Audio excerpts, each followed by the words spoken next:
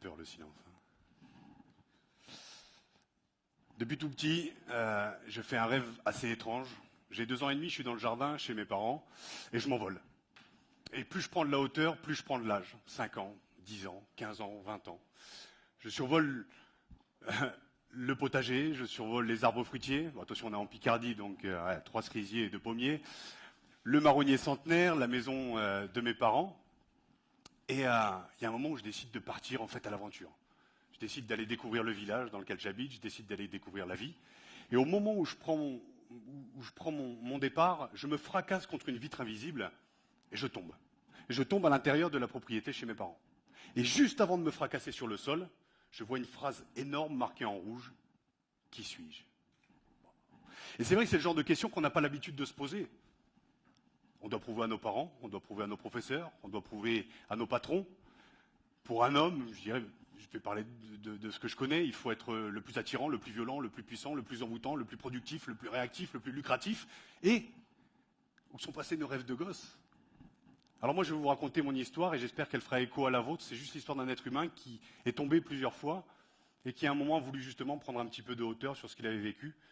Et j'ai toujours rêvé d'être un super-héros et je trouve que le plus intéressant, je dirais, c'est de devenir un humain. J'ai toujours été un explorateur du possible et au-delà du possible. À 3 ans, je fous le chat dans le feu et je soulève le canapé du salon. À 6 ans, quand mes parents et mes sœurs sont couchés, je descends avec ma petite cape de super-héros et je vérifie si le gaz est bien fermé, si les portes des placards sont bien fermées aussi pour les fantômes. Et je vérifie toutes les portes et puis après je vais me coucher et puis là je peux m'endormir serein, j'ai protégé ma famille.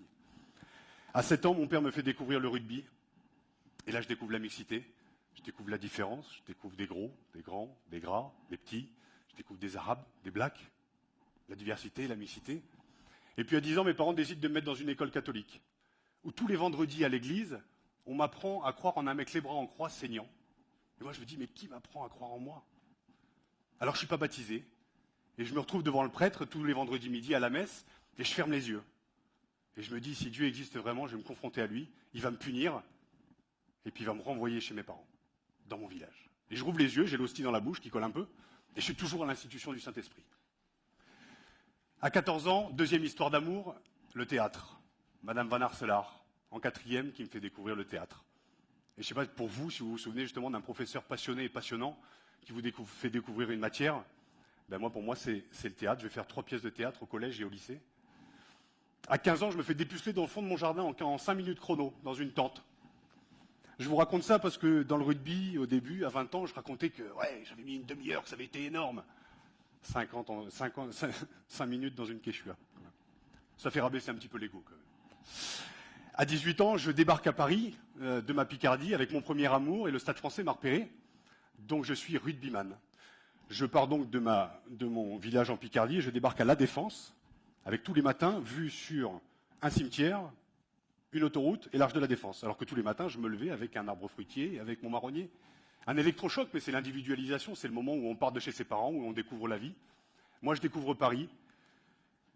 Le Stade Français décide de me surclasser dans la catégorie Rechel, qui est la catégorie phare des juniors en France.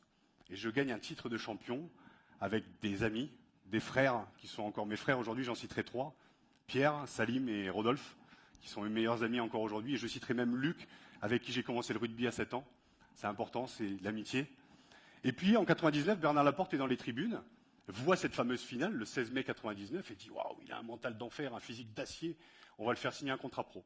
Entre 98 et 99, j'ai pris 8 kilos de muscles, en un an, sans me doper. Parce que je suis dans le bouquin de M. Ballester aujourd'hui, et soi-disant que je me suis dopé, ou soi-disant que j'ai fermé les yeux sur... Je n'ai jamais vu de dopage, et je ne me suis jamais dopé, que ce soit bien clair. Je ferme la parenthèse. Ça, c'est pour M. Ballester. On est en 99, donc je suis rugbyman, professionnel, je gagne 18 000 francs par mois, j'ai un appartement, je commence à m'acheter une belle voiture, j'ai la reconnaissance, je suis un gladiateur des temps modernes, je suis un dieu du stade. J'ai eu la chance, ou pas, de faire 5 fois les calendriers à poil. Et puis, donc, je connais une forme de notoriété. On me voit dieu du stade, donc, et on m'annonce comme un des espoirs du siècle. Les médias et les titres. Espoir du siècle. Ça en jette. Donc, j'ai connu les plus grands stades en France. J'ai eu la chance de jouer au Parc des Princes avec des grands frères. Christophe Dominici, entre autres, Christophe Moni, Hervé Chaffardon. Et je pourrais tous vous les citer tellement ils étaient énormes. J'ai joué avec 7 nationalités différentes et j'ai gagné 3 titres de champion de France et j'ai fait 2 finales de Coupe d'Europe et je me suis régalé. Ça a été une aventure humaine. Sauf que ça, c'est pour la part de lumière. Et dans la part d'ombre, j'ai eu énormément de blessures parce que je suis excessif, parce que je suis quelqu'un qui fait tout à 200%. Alors, ce qui m'a un petit peu marqué justement dans mon parcours, c'est que je me suis retrouvé vraiment seul dans la solitude de la blessure. Et aucun soutien psychologique au niveau du sport. Parce que dès qu'on parle de psychologie dans le sport, ça veut dire faiblesse. Ben ouais, j'ai été faible. Mais il faut du mental, je suis un champion, alors à chaque blessure, je revenais sous les barres, 140 kilos en développé couché. Il est 23h45, on est le 11 juin 2005. Je suis en costard au milieu du Stade de France, il y a 80 000 personnes autour de moi, on vient de perdre la finale de championnat contre Biarritz.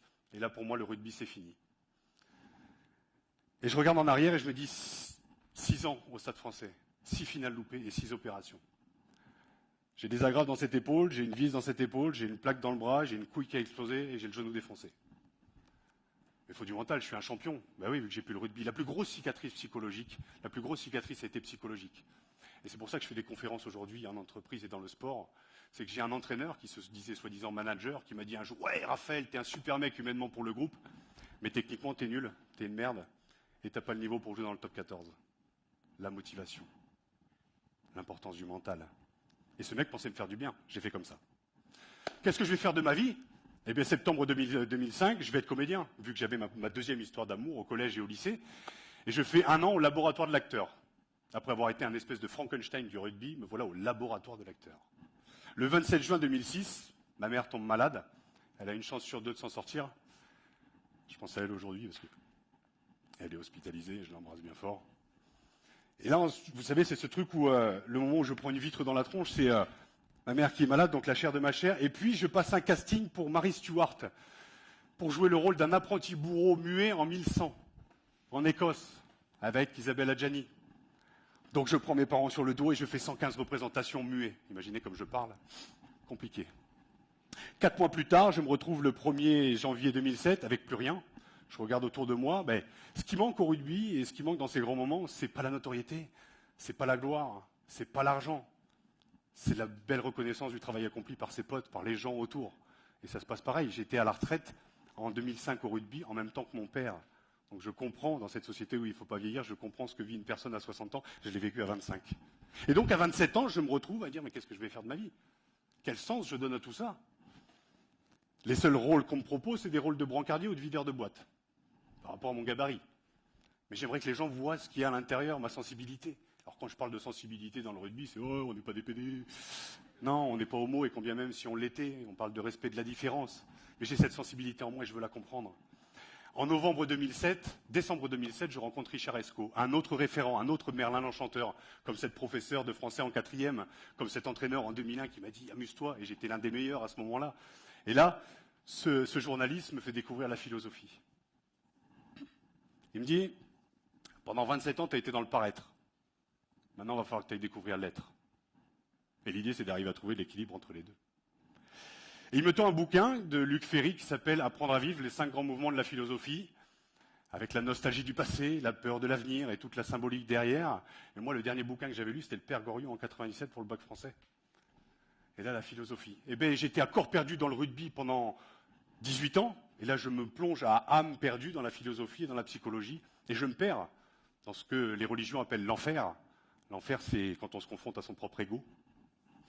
En juillet 2008, je rencontre Julie, une jeune femme qui, elle, a 21 ans, j'en ai 28, on est 2 gamins, et une histoire d'amour qui se crée, et une histoire d'amour-passion, avec un petit peu de destruction, pendant 5 ans. En février 2009, je me retrouve au RSA, mais pour moi, l'argent n'a jamais été un véritable problème. Je me retrouve à 400 € par mois, mais je suis toujours dans cette quête de sens. Qu'est-ce que je vais faire de ma vie? Qui suis-je au milieu de tout ça, au milieu de cette société, qui en plus me vend du fantasme à travers cette télé-réalité et ce sport qui devient business? Alors je me jette encore dans la philosophie, toujours, encore et toujours. En novembre 2009, je vais travailler au Resto du Cœur, alors que je pourrais en être bénéficiaire. C'est pas pour vous faire chialer, hein, mais c'est vrai que quand on voit des gens qui sont pauvres et qui sont vraiment dans une vraie pauvreté, ben, votre dépression, elle passe pour un espèce de conte de fées. En février 2010, je rencontre 2 autres Merlin l'Enchanteur, Manuel Aguila et Raphaël Mailleux, des coachs mentaux. Et je décide de faire une formation de coach mental. Pas pour devenir coach mental, mais pour comprendre ce qui se passe dans le sport aujourd'hui, pour comprendre ce qui s'est passé pour moi, trouver la bonne motivation. Et eux, ils me parlent de l'importance de l'individu, l'importance de la complexité de l'individu. Et à travers le coaching, on comprend un peu comment on fonctionne. Moi, je fonctionnais dans l'extraversion, j'avais du rouge, du jaune qui vomissait de partout, la quête de reconnaissance. Et puis j'avais 2% de ce que j'appelle le bleu, la structure. J'avais toujours eu un problème avec l'autorité. Bref, je ne pourrais pas tout vous expliquer parce qu'il me faudrait 1 heure, mais c'était passionnant. Et à la fin de cette formation, je ne deviens pas coach mental, mais je comprends un petit peu ce qui s'est passé pour moi dans le sport et je comprends un petit peu ce qui se passe pour les jeunes qui sont dans le sport aujourd'hui et qui sont dans une quête. Mais aujourd'hui, on fait un petit peu de la chair à canon. Et pour la nouvelle génération, je me dois justement de témoigner et vous allez comprendre un peu plus tard. Et donc après, je me plonge dans les études de philosophie. Au mois de septembre 2010, et là pendant 4 mois, on m'apprend ce qu'est l'amour éros, on m'apprend qu'il y a de l'amour philaé, de l'amour agapé, donc d'autres formes d'amour que cet amour éros dépendance, où c'est toujours de la faute de ma nana ou de mon mec, la faute de... Et on me parle aussi de la hiérarchie de pouvoir, avec les bourreaux, les sauveurs, les victimes, et c'est vrai qu'en amour, en amitié et dans le travail, on a toujours tendance à trouver un petit peu ce triptyque. Quand mon entraîneur il me fait jouer, c'est mon sauveur, quand il ne me fait pas jouer, c'est mon bourreau. Et puis quand je plaque ma nana, je suis son bourreau, et quand je reviens, je suis son sauveur, et je suis victime d'eux. Et sortir de ça pour rentrer dans la hiérarchie de compétences qui est, on va travailler ensemble, à égalité, avec nos compétences. C'est sorti de cette hiérarchie de pouvoir. Je clôt la parenthèse philo. En septembre 2011, j'ai écrit un bouquin qui s'appelle Quand j'étais Superman, en collaboration avec Thomas Saint-Tourins. Et TF1, France 2, France 3, France 5 et M6 m'ont fait passer pour un cocaïnomane, dépressif et alcoolique. M6, ça a été la totale. œufs, jambon, fromage, ça a été les trois, le triptyque. Sauf que ce que j'ai raconté, c'est pas du tout ça. Je raconte pas une victime du rugby français. Je raconte juste un mec qui est co-responsable de sa carrière. Co-responsable parce que la responsabilité est partagée. Comme en amour ou en amitié, dans le travail, c'est pareil. Là, il y avait la responsabilité du club, la responsabilité de la fédération, la responsabilité de la ligue et ma responsabilité aussi au milieu de tout ça. Donc ce bouquin est sorti, il fonctionne bien, super. En 2012, je demande à mes parents de m'écrire une lettre chacun pour savoir d'où je viens. Et je comprends ce qu'a vécu mon père. Il m'écrit 6 pages, je comprends son enfance, son adolescence, l'arrivée de mes sœurs, mon arrivée, la musique, la passion qu'il a pour le jazz. Je comprends aussi le parcours de ma mère et aussi cette révolution féminine dans les années 70 qui pour moi est tout à fait légitime et normale. Et j'espère que ce sera un jour la fin du patriarcat. Et donc elle me raconte justement son parcours, nos arrivées, et puis je comprends aussi justement sa maladie, elle est encore vivante aujourd'hui. Et ça me permet de savoir d'où je viens. Et ça fait du bien.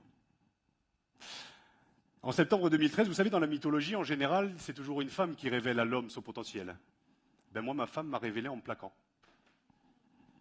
Elle m'a révélé en me plaquant. Pour un rugbyman, c'est vrai que c'est bizarre. Ouais. Parce qu'elle m'a dit, ouais, t'es devenu un gros con. Et c'est vrai. Alors attention, part de responsabilité partagée. Je vais parler de mon cas, elle avait aussi sa part de responsabilité quand même. On ne va pas non plus défendre là. Mais je l'aime. Voilà.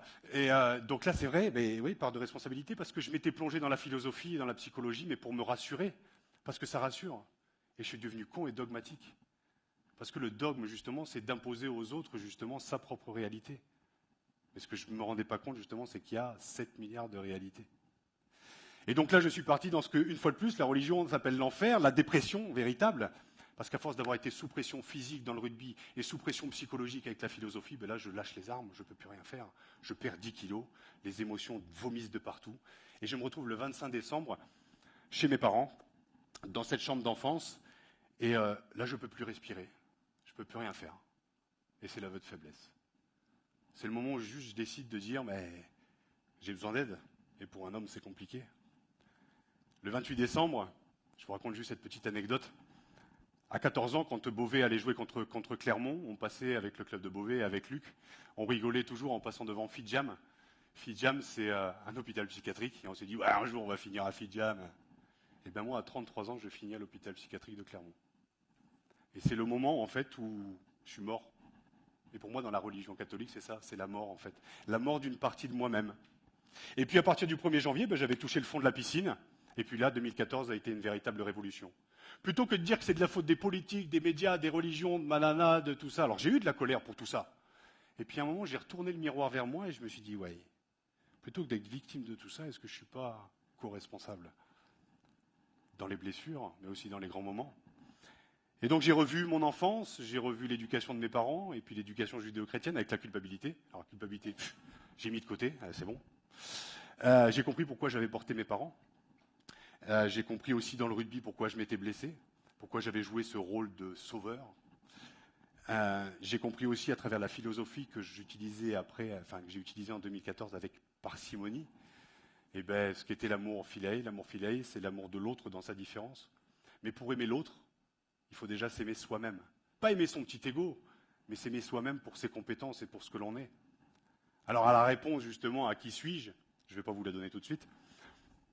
Donc en 2014, ça peut paraître très banal pour vous, mais avec cette jeune femme avec qui je me suis remis en septembre, et on est fiers de nous. On a acheté un canapé, on a acheté une table et des chaises, et puis je me suis retrouvé le 11 janvier 2015 au milieu de toute cette population. Un super moment de fraternité pendant 2 heures, et puis après tout le monde retournait chez eux. Et puis moi je suis arrivé face à la République, j'ai vu cette jeune femme, donc Julie, qui chantait la Marseillaise, et je me suis dit ouais, je suis quelqu'un de bien. Et c'est quelqu'un de bien. Et tous les gens autour il y avait une espèce de mixité, il y avait toutes les religions, il y avait toutes les origines face à moi, face à cette statue de la République. Et je me suis dit, mais qu'est-ce que je peux faire, moi, maintenant, aujourd'hui, pour apporter, justement, avec toute mon humilité, non pas les réponses, mais quelques réponses à travers mon parcours. Et ben, j'ai décidé de me lancer dans des conférences, en fait. Donc aujourd'hui, je fais des conférences, oui, en entreprise. J'aimerais trouver un théâtre pour septembre sur Paris, et puis pourquoi pas revenir ici, d'ailleurs. J'ai décidé aussi de témoigner dans les clubs de sport et au-delà du rugby pour montrer, voilà, de bien prendre en compte l'importance de l'individu. Et c'est pareil en entreprise, c'est pareil sur les étudiants que j'ai face à moi. C'est de vraiment dire que c'est ensemble en fait qu'on arrive à construire le futur, et c'est au présent et vraiment ensemble. Et aujourd'hui, je considère que j'ai des compétences. Mais j'ai pas tes compétences, j'ai pas vos compétences, j'ai pas vos compétences. Et on a tous des compétences, on a tous des capacités, en fait, à devenir meilleurs. Et je vais conclure en vous racontant justement un rêve que je fais depuis peu. Je suis au milieu de mon jardin, j'ai 34 ans et je m'envole. Mais je m'envole avec un petit gamin tout blond de 2 ans et demi à côté de moi, et on s'envole. Et il y a mes parents qui me font coucou. Et puis il y a un moment où je me fracasse contre cette vitre, mais la vitre explose et je m'envole. Je m'envole dans mon village et je m'envole pour découvrir le monde. Et à la réponse à qui suis-je? Eh bien, je pense que je suis quelqu'un de bien, avec mes forces et mes faiblesses, mais avant tout, je suis. Merci.